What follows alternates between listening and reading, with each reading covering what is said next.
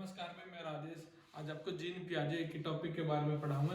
ये सीडीपी का टॉपिक है, मोस्ट इम्पोर्टेंट टॉपिक है सीडीपी का, और इसका नाम है कॉग्निटिव डेवलपमेंट थ्योरी। इसमें चार अवस्था बताई गई है भाई। जीन पियाजे ने चार अवस्थाओं के बारे में बताया। पहला है सेंसरी मोटर स्टेज, और सेंसरी मोटर स्टेज को संवेदीय पेशीय अवस्था कहते हैं। संवेदीय पेशीय अवस्था।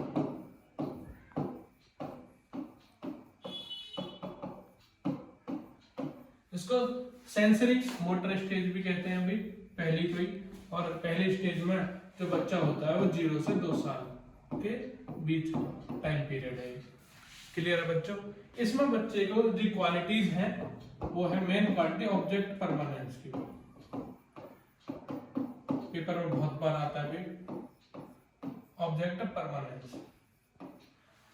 ऑब्जेक्ट परमानेंस से मतलब ये है, यदि वस्तु को आप किसी भी वस्तु को आप छिपा दोगे बच्चे के सामने, मान लीजिए वो बच्चा है, छोटा बच्चा जो 0 से 2 साल की आयु है, उसमें यदि आप मान लीजिए आपने कोई तकिया छिपा दिया, ठीक है, आप बार बार तो बच्चा उसे ढूंढने का प्रयास करता है, तो इस आयु को ऑब्जेक्ट परमानेंस की आयु कहा जाता है। दूसरा है बच्चों, इसमें जो दूसरी स्टेज है वो होती है प्री ऑपरेशनल। ये मोस्ट इंपोर्टेंट स्टेज है, दूसरी वाली प्री ऑपरेशनल वाली। ये जो बच्चों ये होती है 2 से 7 साल तक की आयु के बीच में, और 2 से 7 साल की आयु को हिंदी में कहते हैं पूर्व संक्रियात्मक अवस्था।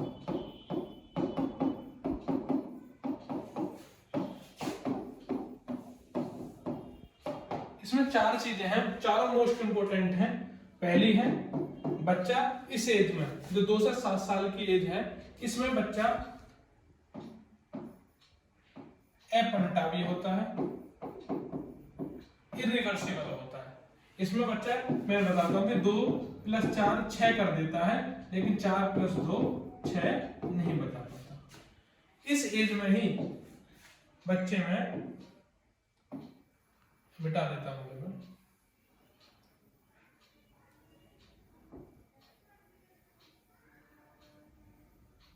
दूसरी स्टेज की बात कर रहे हैं हम। इसमें दूसरी है, पहली में क्या बच्चा अपलटावी, दूसरा है बच्चा में एनिमिज्म, जीववाद का गुण नहीं होता है, जीववाद का गुण नहीं रहता है। बच्चा लिविंग और नॉन लिविंग में डिफरेंस नहीं बता पाता है, और नॉन लिविंग में डिफरेंस वो नहीं क्रिएट कर पाता है। तीसरा है भाई, इसी में ही बच्चा सेंट्रेशन रहता है। चौथी, बच्चा अहम केंद्रित रहता है। सेंट्रेशन का मतलब है बच्चा एक ही पक्ष के बारे में सोचता है, बच्चा लॉजिकल नहीं होता। बच्चा सेंट्रेशन रहता है, एक ही पक्ष के बारे में सोचता है, बच्चा कन्वर्जेंट ज्यादा रहता है। अहम केंद्रित यानी कि इगोसेंट्रिक रहता है। इगोसेंट्रिक का मतलब है यदि उसने अपनी कोई चीज उसके पास है वो आपको नहीं देता, वो अपनी बार बार बताता है मेरी है मेरी है, बच्चा इगोसेंट्रिक रहता है। तीसरी स्टेज है, इसमें बता देता हूं बच्चों में, तीसरी स्टेज के बारे में समझाता हूं आपको।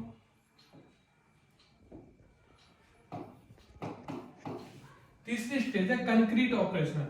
कंक्रीट को बच्चा बोला जाता है, कंक्रीट वाली को, कंक्रीट ऑपरेशनल को 7 से 11 वर्ष।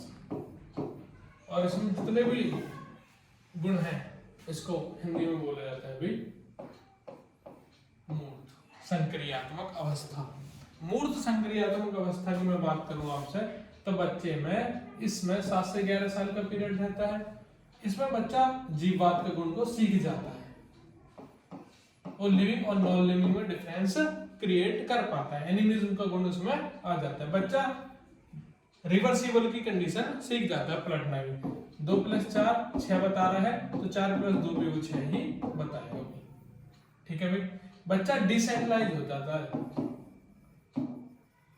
डिसेंट्रलाइज यानी थोड़ा थोड़ा डाइवर्जेंट होने लगता है। बच्चा लॉजिकल, तार्किक क्षमता इसमें विकसित हो जाती है। बच्चा बहुत सारे पक्षों के बारे में एक चीज को सोचने लगता है, एक चीज के बहुत सारे पक्षों के बारे में जानने लगता है। इसमें बच्चा को क्या कहते हैं, बच्चा डिसेंट्रलाइज होने लगता है। ये प्यारे साहब हैं, हमने इनके 3 स्टेज के बारे में पढ़ लिया। बच्चा इसमें दो कंडीशन और है, इसमें जो पेपर में आती है आजकल, उन्हें कोई नहीं पढ़ाता है। एक है कंजर्वेशन और एक है सीरिएशन।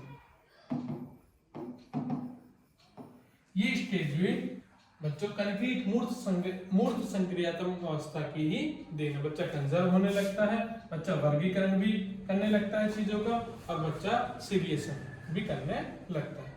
और इसमें क्या आती है भाई फोर्थ स्टेज जीन पियाजे साहब की, और फोर्थ स्टेज के बारे में हम जानते हैं अच्छे से, और फोर्थ स्टेज को हम पढ़ने का प्रयास करते हैं भाई।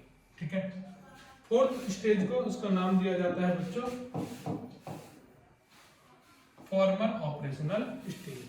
Formal operational stage.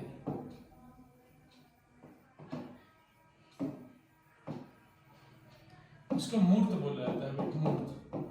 मूर्त का मतलब होता है भाई, सॉरी अमूर्त। अमूर्त में क्या हो जाता है, बच्चा बहुत सारे पक्षों के बारे में सोचेगा, बहुत सारी लॉजिकल थिंकिंग आ जाएगी, पूर्ण रूप से लॉजिकल हो चुका होगा। वो 11 वर्ष से 18 वर्ष तक का टाइम पीरियड है, और इसमें बच्चे में साइंटिफिक एटीट्यूड आ जाएगा भाई। साइंटिफिक एटीट्यूड का मतलब है कि बच्चा किसी हर चीज को, बच्चा पूर्ण रूप से क्या हो चुका होगा भाई, बच्चा पूर्ण रूप से डाइवर्जेंट हो चुका होगा।